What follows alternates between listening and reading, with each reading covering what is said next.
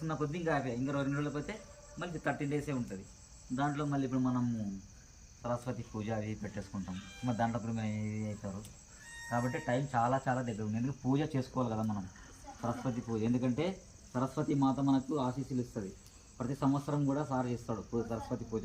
కాబట్టి సరస్వతి పూజ చేసి మన హాల్ టికెట్స్ ఆ తల్లి దగ్గర పెట్టి ఆమె దీవెనలు మనం తీసుకుంటే మనకి ఎగ్జామ్ రాయడానికి ఆమె ఆశీస్సులు మనకు ఉంటాయి కదా. కాబట్టి సమయం చాలా దగ్గరగా ఉంది. చదవండి. ఇప్పటివరకు బాగానే చదువుతున్నారు అందరూ, గుడ్, బాగానే ఉంది. సో దాన్ని మళ్ళీ రివిజన్ చేసుకుంటూ పోవాలి. చదివిన వాటిని మళ్ళీ ఒకసారి రివిజన్ చేస్తూ ప్రాక్టీస్ చేయాలి. Practice is the most important. Practice లేకపోతే మనం ఏం చేయలేం. సాధన చేస్తూనే పోవాలి. నిరంతర సాధనే డాష్ చెప్పండి. నిరంతర సాధనే విజయానికి దారి అన్న బాట అన్న ఒకటే. నిరంతరం సాధన చేస్తూ చేస్తూ పోతే అదే విజయాన్ని మనకి చూపిస్తుంది. సాధన చేసుకోవాలంతే. నువ్వు కష్టపడుతూ పోతే అదే దారి దొరుకుతుంది, అంతే కదా.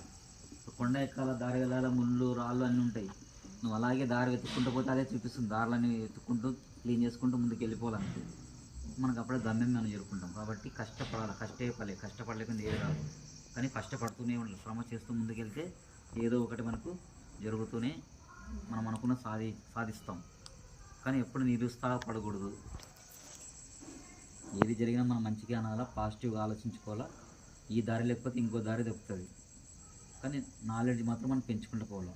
ఒకసారి లేకుండా ఒకటి ఏదన్నా మనకి దొరుకుతుంది. కాబట్టి అందరు బాగా చదవాలి. సరే.